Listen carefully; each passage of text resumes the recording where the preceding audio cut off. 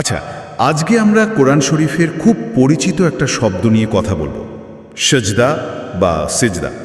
শব্দটা আমরা সবাই জানি, কিন্তু এর গভীরে হয়তো সবসময় যাওয়া হয় না।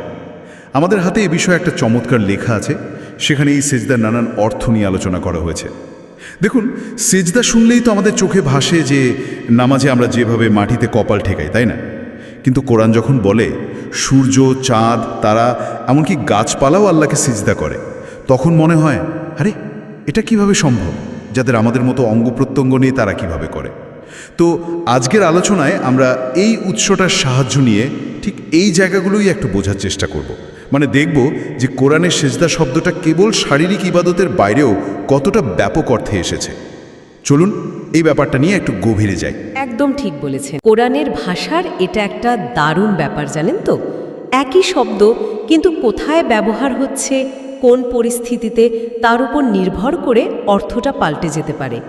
সিজদা শব্দটার ক্ষেত্রেও ঠিক তাই।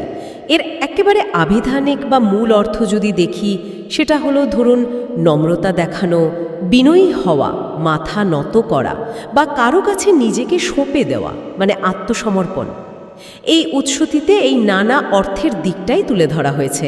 হ্যাঁ, যেমন আমরা সাধারণভাবে সেজদা বলতে বুঝি নামাজে হাঁটু গেড়ে বসা, হাত দুটো মাটিতে রাখা, তারপর কপাল আর নাক মাটিতে ঠেকিয়ে কিবলার দিকে মুখ করা।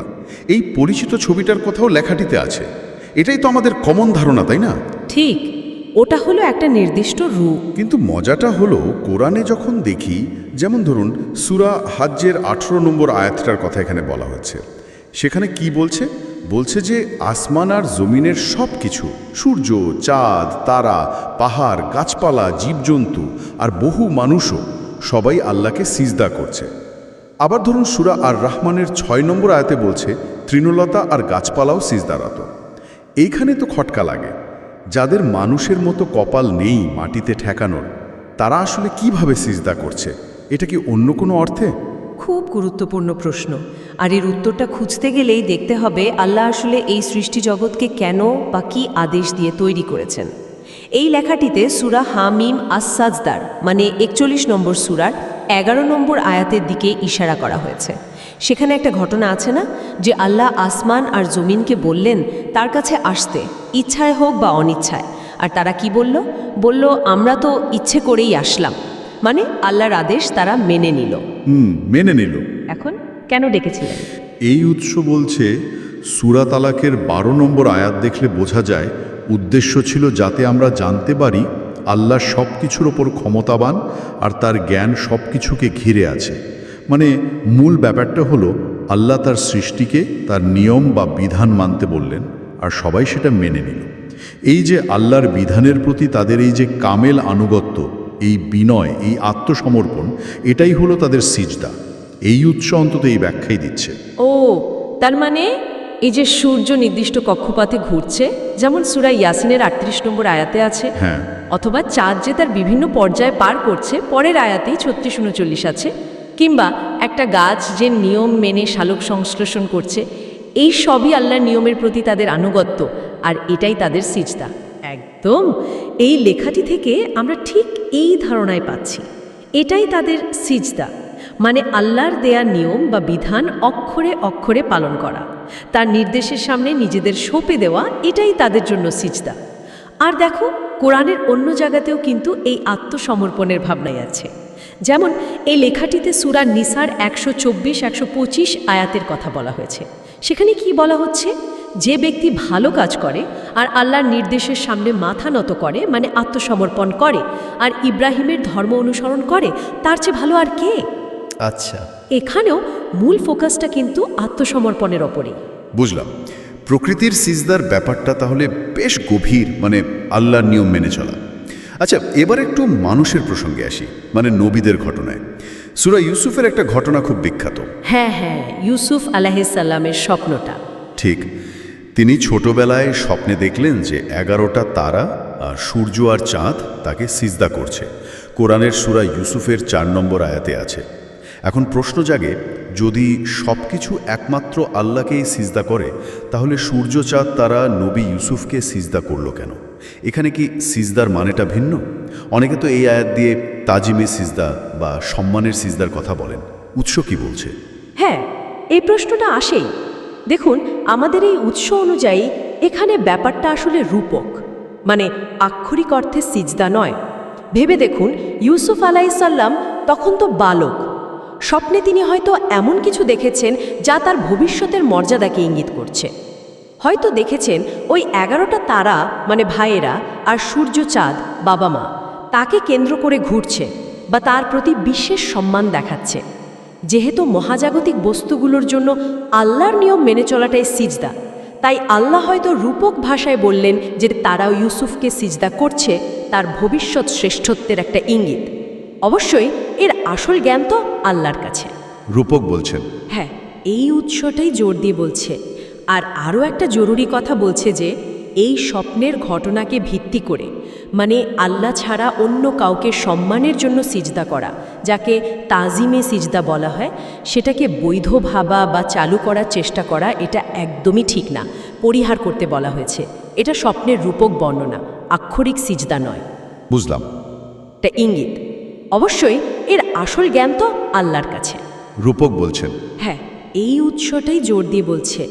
আর আরও একটা জরুরি কথা বলছে যে এই স্বপ্নের ঘটনাকে ভিত্তি করে, মানে আল্লাহ ছাড়া অন্য কাউকে সম্মানের জন্য সিজদা করা, যাকে তাজিমে সিজদা বলা হয়, সেটাকে বৈধ ভাবা বা চালু করার চেষ্টা করা, এটা একদমই ঠিক না। পরিহার করতে বলা হয়েছে। এটা স্বপ্নের রূপক বর্ণনা, আক্ষরিক সিজদা নয়।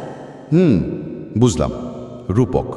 কিন্তু ওই একই সূরা ইউসুফের 100 নম্বর আয়াতে আরেকটা ঘটনা আছে, ওটা তো আরও সরাসরি মনে হয়। হ্যাঁ, মিশরের ঘটনাটা। হ্যাঁ, যখন অনেক পরে ইউসুফ আলাইসাল্লাম মিশরের ক্ষমতায়, তার বাবা মা আর ভাইয়েরা এলেন, তিনি বাবা মাকে সিংহাসনে বসালেন, আর তখন তারা সকলে, মানে ভাইয়েরা, তার সামনে সিজদায় পড়ে গেলেন।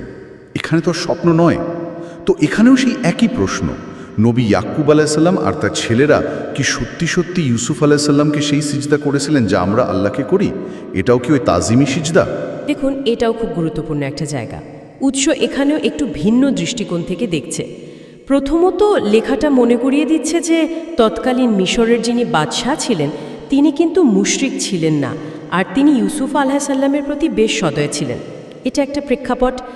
দ্বিতীয়ত, এবং এটাই মূল কথা, সিজদা শব্দের একটা মানে আমরা শুরুতেই বলেছিলাম গভীর বিনয় বা সম্মান দেখানো, তাই না? হ্যাঁ, নম্রতা, বিনয়। ঠিক। তো উৎস অনুযায়ী এখানে অর্থটা হলো এত বছর পর অপ্রত্যাশিতভাবে ইউসুফকে ওই অবস্থায় পেয়ে তার বাবা মা আর ভাইরা যে আবেগ, বিনয় আর সম্মান দেখিয়েছিলেন, সেটাই ছিল তাদের সিজদা। হয়তো খুব নত হয়ে সম্মান জানিয়েছিলেন। আল্লাহ তাদের এই গভীর বিনয় আর সম্মানটাকে রূপকভাবে সিজদা শব্দ দিয়ে প্রকাশ করেছেন। উৎস আবারও জোর দিচ্ছে এই আয়াতকেও আক্ষরিক অর্থে ধরে তাজিমি সিজদার ধারণা আনা ঠিক না। এটা উপাসনার সিজদা ছিল না। মূল বিষয় ছিল চূড়ান্ত বিনয় আর সম্মান। আচ্ছা, তাহলে ইউসুফ আলাইসাল্লামের দুটো ঘটনাই, স্বপ্নেরটা আর এই মিশরেরটা, দুটোতেই সিজদা শব্দটা প্রচলিত ইবাদতের অর্থে ব্যবহার হয়নি। মানে এই উৎসের ব্যাখ্যা অনুযায়ী হয় রূপক, না হয় গভীর বিনয়। হ্যাঁ, এই উৎসের ব্যাখ্যাটা সেরকমই দাঁড়াচ্ছে। বেশ, এবার তাহলে আরেকটা খুব গুরুত্বপূর্ণ ঘটনায় যাই। এটা নিয়ে অনেক কথা হয়। আল্লাহ যখন ফেরেশতাদেরকে আদম আলাইসাল্লামকে সিজদা করার আদেশ দিলেন, সূরা আরাফের 11 নম্বর আয়াতে আছে আদম আলাইসাল্লামকে সিজদা। হ্যাঁ, আমরা জানি সবাই করলো, কিন্তু ইবলিস করলো না। এই সিজদাটা কি ছিল? এটা কি আদম আলাইসাল্লামের উপাসনা? না না, উপাসনা কেন হবে? দেখুন, এই লেখাটিতে সূরা আরাফের 11 আর 12 নম্বর আয়াতের আলোকেই ব্যাখ্যাটা দেওয়া হয়েছে। ব্যাখ্যাটা বেশ যৌক্তিক মনে হয়। আল্লাহ যখন আদম আলাইসাল্লামকে বানালেন, তাকে জ্ঞান দিলেন, ফেরেশতাদের সামনে তার শ্রেষ্ঠত্ব তুলে ধরলেন, তখন ফেরেশতাদের আদেশ দিলেন আদমের এই শ্রেষ্ঠত্বকে মেনে নিতে। হ্যাঁ, ফেরেশতারা আল্লাহর আদেশটা মেনে নিলেন, বিনয়ের সাথে, নম্রতার সাথে আল্লাহর হুকুম পালন করলেন, আদমের জ্ঞান আর মর্যাদাকে স্বীকার করলেন। এই যে আল্লাহর আদেশের প্রতি তাদের এই যে আনুগত্য আর আদমের শ্রেষ্ঠত্বের স্বীকৃতি, এটাই ছিল তাদের সিজদা। ও আচ্ছা। অন্যদিকে ইবলিস কি করল? সে অহংকার দেখালো। 12 নম্বর আয়াতেই তো আছে, সে বলল আমি ওর চেয়ে ভালো, আমাকে বানিয়েছেন আগুন দিয়ে, ওকে বানিয়েছেন মাটি দিয়ে। এই অহংকারের জন্যেই সে আল্লাহর হুকুম মানল না, আদমের শ্রেষ্ঠত্ব স্বীকার করল না, তাই সে সিজদা করল না, আর ফলাফল বিতাড়িত হলো। আল্লাহ তো 13 নম্বর আয়াতেই বললেন, নেমে যা এখান থেকে, এখানে অহংকার করার অধিকার তোর নেই, বের হয়ে যা, তুই সবচেয়ে নীচদের একজন। সুতরাং এই উৎসের ব্যাখ্যা বলছে ফেরেশতাদের সিজদাটা কোনোভাবেই আদমের উপাসনা ছিল না, ছিল আল্লাহর আদেশের প্রতি আনুগত্য আর আদমের মর্যাদার স্বীকৃতি। দারুণ ব্যাখ্যা তো। তাহলে সব আলোচনা মিলিয়ে বিষয়টা কি দাঁড়াচ্ছে? সিজদা বলতে আমরা সাধারণভাবে যে একটা শারীরিক ভঙ্গি বুঝি, সেটা আসলে পুরো ছবি নয়। কোরআনে এর অর্থ আরও অনেক, মানে ব্যাপক। হ্যাঁ, এই উৎসের মূল কথা থেকে আমরা ঠিক এই সিদ্ধান্তেই আসতে পারি।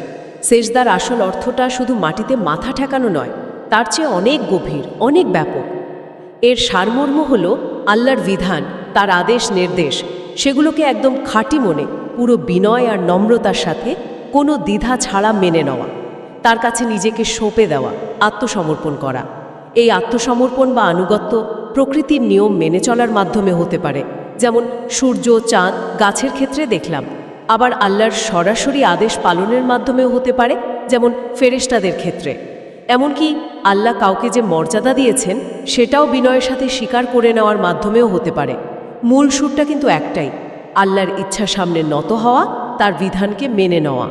তাহলে আজকের এই গভীর আলোচনা থেকে আমরা বুঝলাম, কোরআনে সিজদা শব্দটা আসলে একটা বহুমাত্রিক শব্দ। এটা শুধু নামাজের একটা শারীরিক অংশ নয়, ঠিক, বরং এটা আল্লাহর প্রতি পুরো সৃষ্টি জগতের যে নিরন্তর আনুগত্য, সেটার প্রকাশ, মানুষের চরম বিনয় প্রকাশের একটা উপায়। আর সবচেয়ে বড় কথা, আল্লাহর সমস্ত আদেশ, সমস্ত বিধানের সামনে বিনা শর্তে আত্মসমর্পণের একটা শক্তিশালী প্রতীক। এই উৎসব আমাদের এই গভীর উপলব্ধির দিকেই নিয়ে গেল। একদম। আর এই আলোচনার শেষে একটা প্রশ্ন হয়তো আমাদের ভাবনার জন্য থেকে যায়, তাই না? কিরকম? আমরা যখন দেখছি যে এই বিশাল মহাবিশ্বের প্রতিটি কণা, প্রতিটি সৃষ্টি আল্লাহর নিয়ম মেনে এক ধরনের সেজদা করছে, সব কিছু চলছে নিখুঁত নিয়মে, তখন আমরা মানুষ, সৃষ্টির সেরা জীব, আমাদের নিজেদের জীবনে আল্লাহর আদেশ নিষেধ মেনে চলার ক্ষেত্রে তার কাছে আত্মসমর্পণের ধারণাটা কিভাবে আরও অর্থবহ করতে পারি। অথবা আজকের যে বিভিন্ন ব্যাখ্যা আমরা দেখলাম, তার আলোকে এটা বোঝা কতটা জরুরি যে ধর্মগ্রন্থের কোনো কথার অর্থ বোঝার সময় তার চারপাশের অবস্থা, মানে প্রেক্ষাপট, কনটেক্সট, সেটা বিবেচনা করা কতটা অপরিহার্য। সত্যি, এগুলো খুব গভীর চিন্তার বিষয়। আমাদের প্রতিদিনের জীবনে এই আত্মসমর্পণের ধারণাটা কিভাবে আসতে পারে তা নিয়ে ভাবার অনেক কিছু রয়ে গেল। আচ্ছা, আজকের মতো তাহলে এখানেই শেষ করি। হ্যাঁ, অবশ্যই।